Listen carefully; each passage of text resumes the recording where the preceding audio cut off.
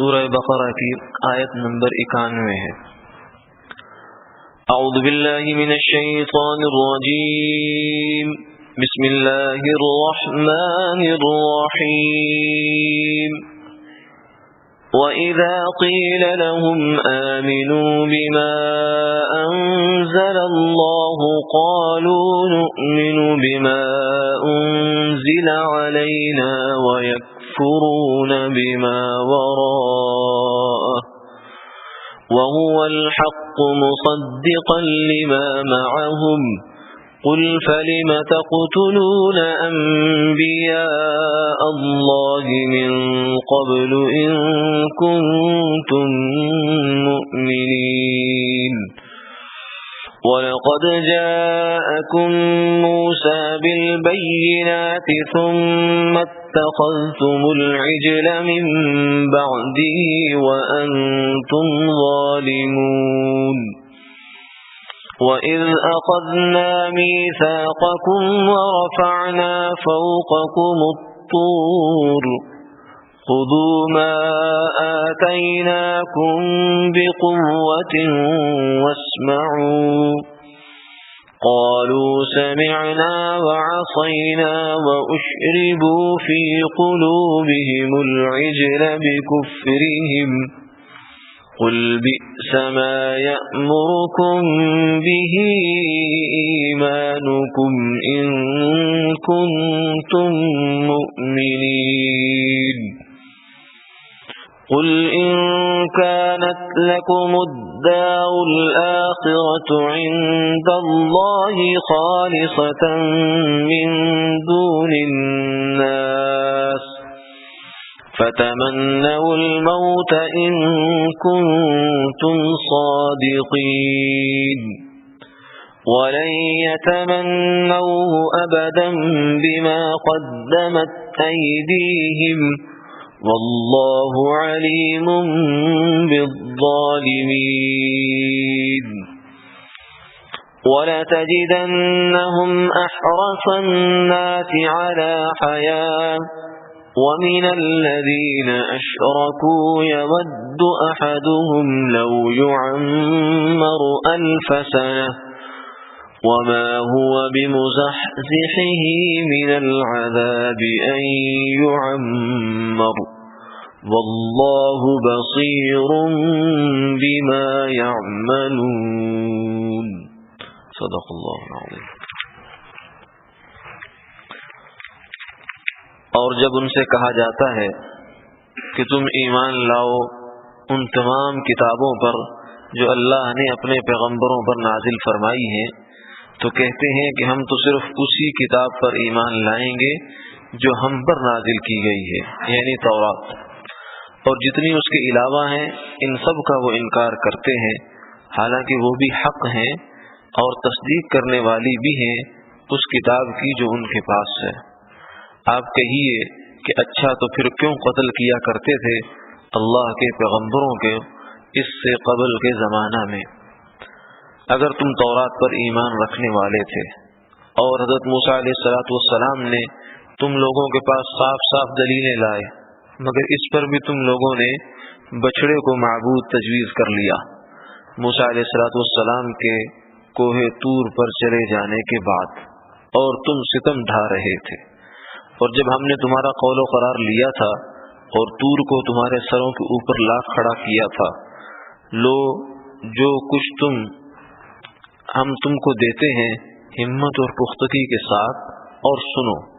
اس وقت انہوں نے کہہ دیا کہ ہم نے سن لیا اور ہم سے عمل نہ ہوگا، اور وجہ اس کی یہ تھی کہ ان کے دلوں میں وہی بچڑے کی محبت پیوست ہو گئی تھی ان کے کفر کی وجہ سے۔ آپ فرما دیجئے یہ افعال بہت برے ہیں جن کی تعلیم تمہارا ایمان تم کو کر رہا ہے اگر تم صاحب ایمان ہو، اور آپ ان کو دنیاوی زندگی پر بہت زیادہ حریص پائیں گے عام آدمیوں سے بڑھ کر اور مشرکین سے بھی۔ ان میں سے ہر ایک بندہ اس حوث میں ہے کہ اس کی عمر 1000 برس ہو جائے، اور یہ بات عذاب سے تو نہیں بچا سکتی کہ کسی کی عمر بڑی ہو جائے۔ اللہ حق تعالی کے سب پیش نظر ہیں، ان کے اعمال.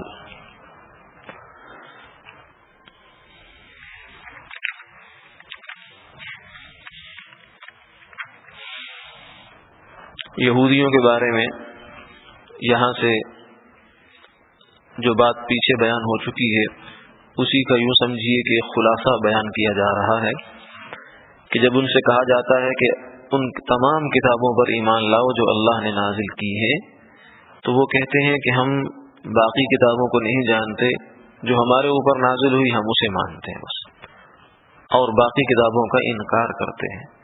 حالانکہ باقی کتابیں اور بالخصوص قرآن پاک یہ تو آیا ہی اس لیے ہے کہ یہ پچھلی کتابوں کے جو صحیح مضامین ہیں ان کی تصدیق کرے.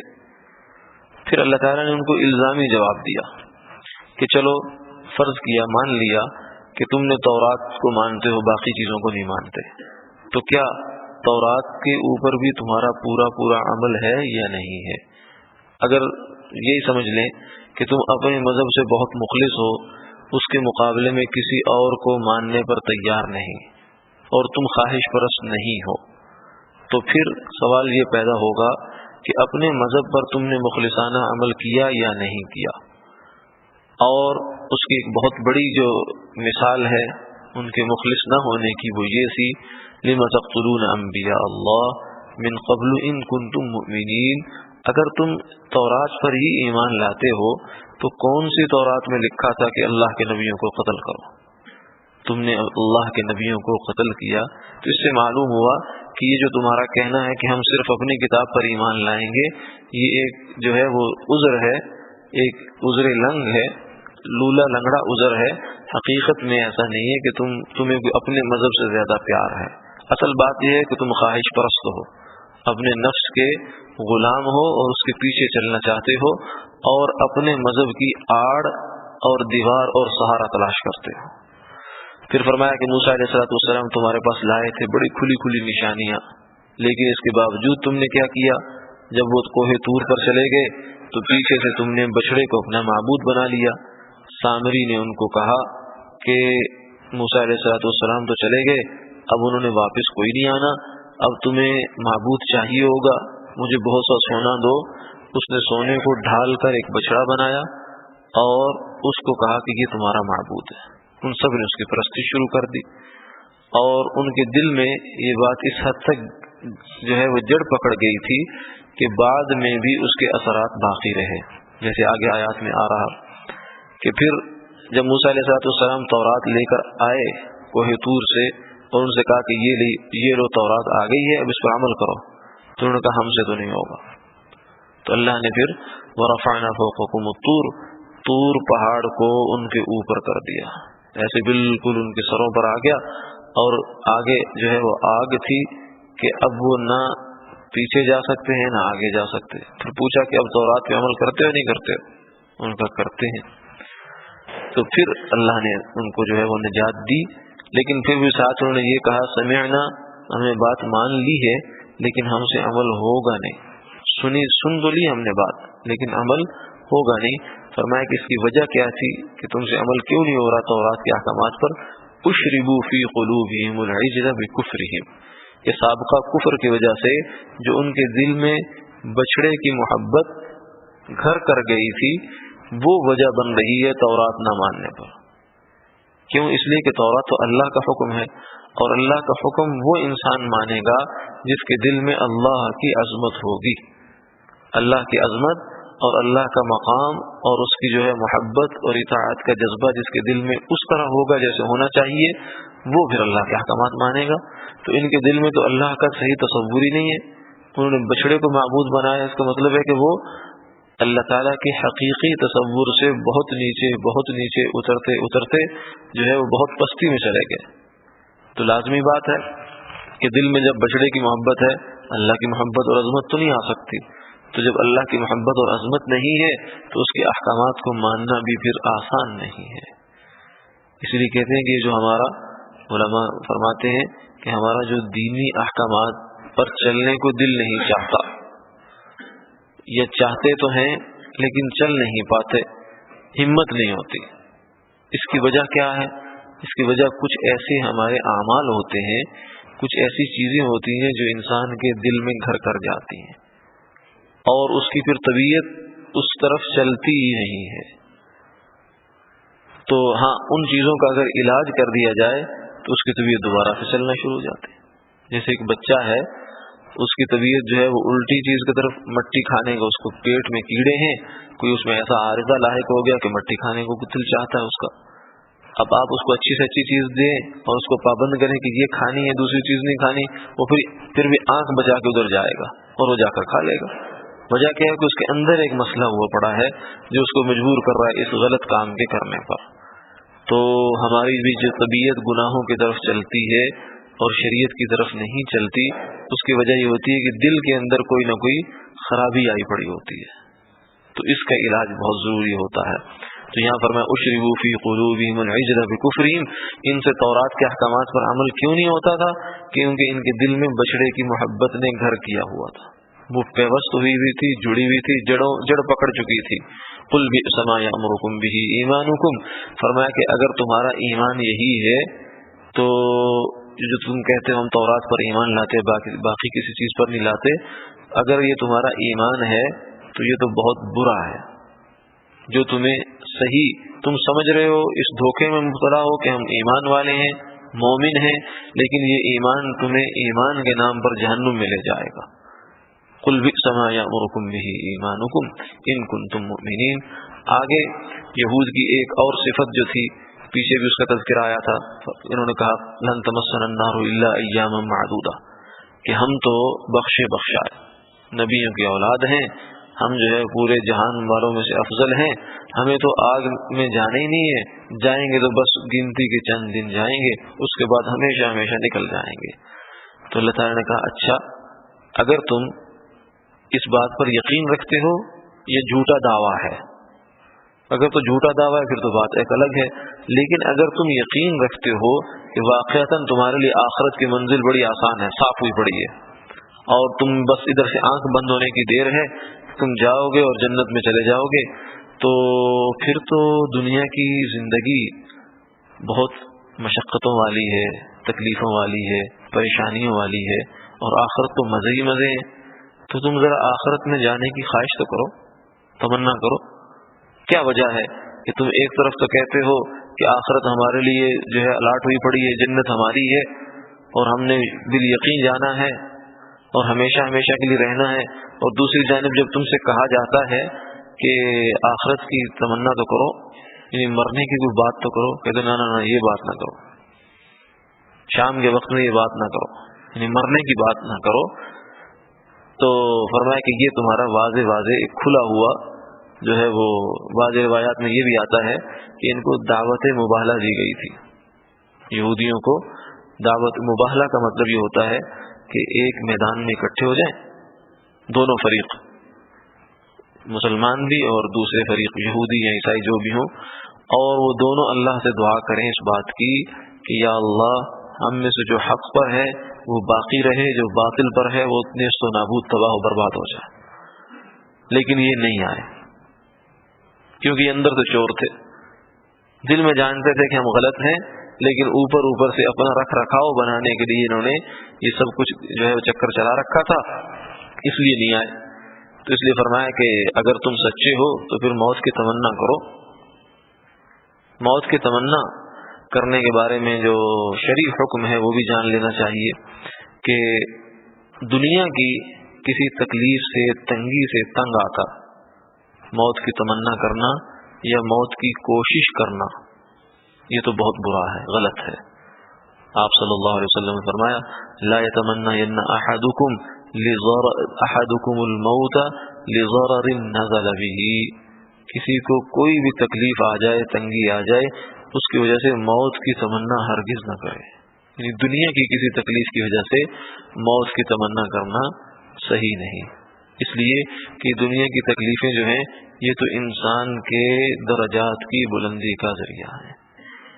انسان اپنے اعمال سے ان درجوں تک نہیں پہنچ سکتا، گناہوں کی وہ معافی نہیں کروا سکتا جو اللہ کسی تکلیف کی برکت سے اس کو عطا فرما دیتے. فرمایا کہ اللہ نے بعض دفعہ انسان کا ایک درجہ جنت میں لکھا ہوتا ہے مگر اس کا عمل اس کا ساتھ نہیں دے پا رہا ہوتا. یہ درجہ تو بہت بلند ہے اور عمل جو ہے وہ بالکل پہلی دوسری سیڑھی کا ہے. تو اللہ پھر کیا کرتے ہیں، اس کو اس کے مال میں، اس کی جان میں، اس کی اولاد میں، گھر میں، باہر میں، کسی اعتبار سے بھی کسی تنگی تکلیف میں مبتلا کر دیتے.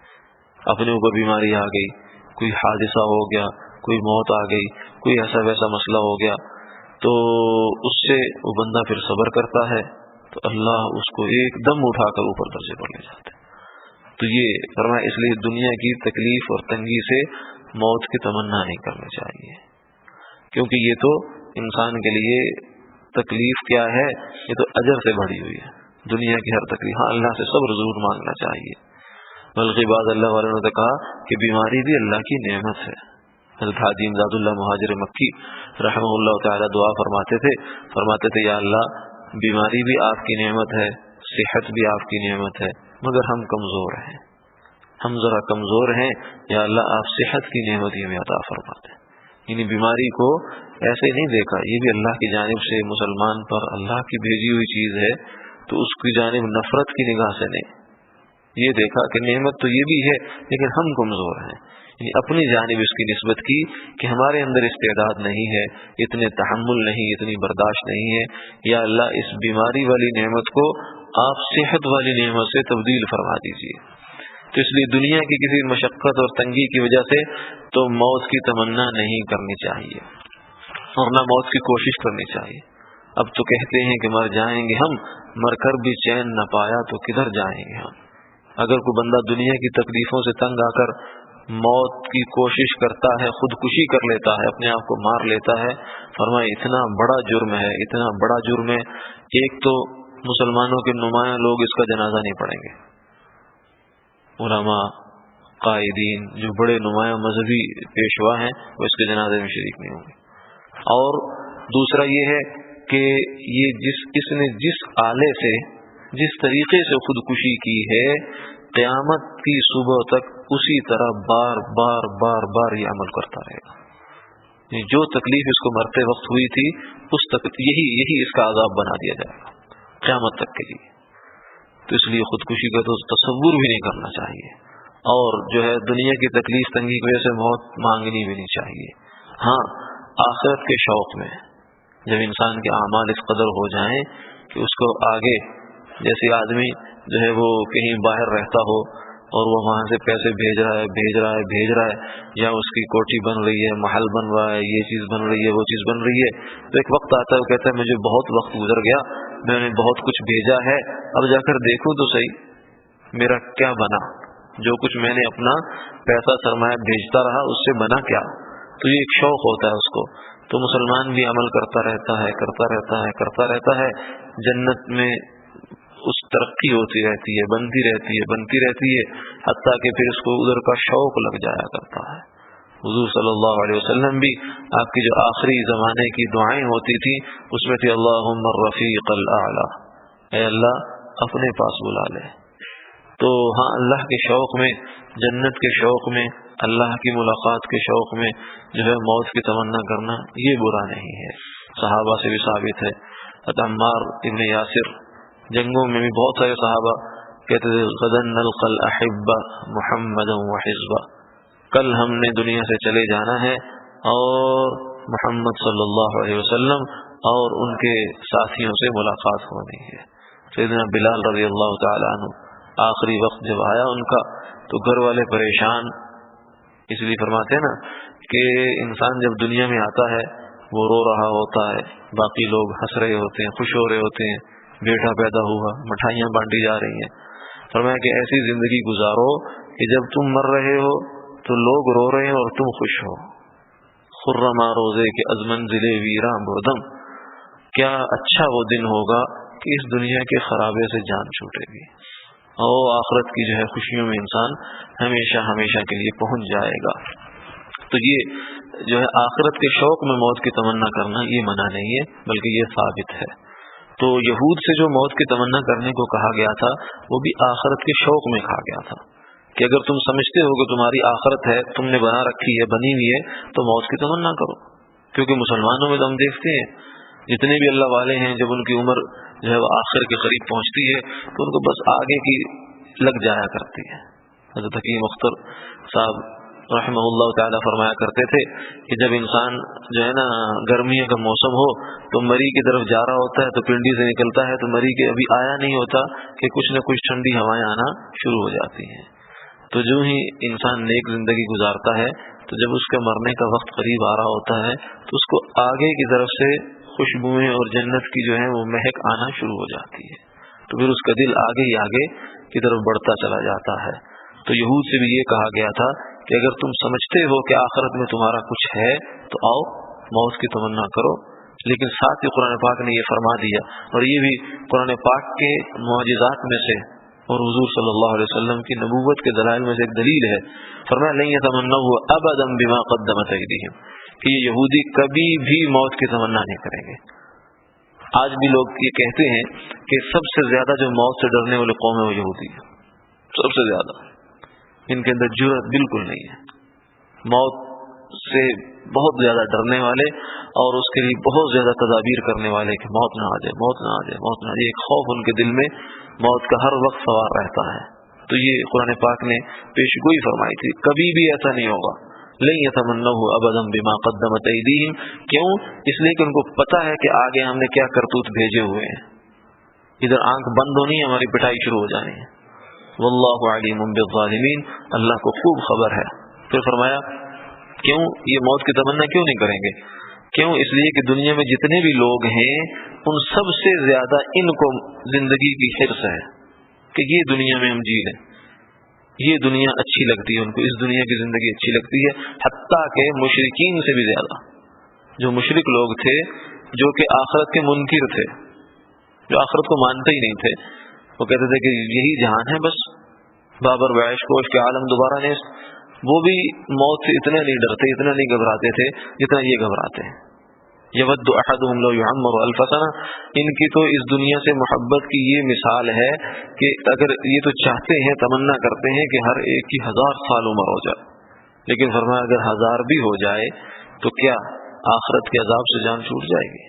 1000 کیا 10,000 سال بھی اگر عمر لے کر جائے گا تو آخرت کا عذاب تو ایسا ہے. فرمایا کہ اگر ایک آدمی یہاں 1000 سال بھی جیے اور خوشی میں جیے، ایک دکھ بھی نہ آئے اس کو، اور جہنم کا ایک تھپیڑا لگے گا تو ساری دنیا کی خوشی کافور ہو جائے گی. وما هو بمزحزحه من العذاب ان يعمر، فرمایا کہ ان کو اتنی بڑی جو ہے عمر دینے کے باوجود بھی عذاب سے جان تو نہیں چھوٹ سکتے، اس لیے یہ موت کی تمنا کبھی بھی نہیں کریں گے. واللہ بصیر بما یعملون. وآخر دعوانا الحمدللہ.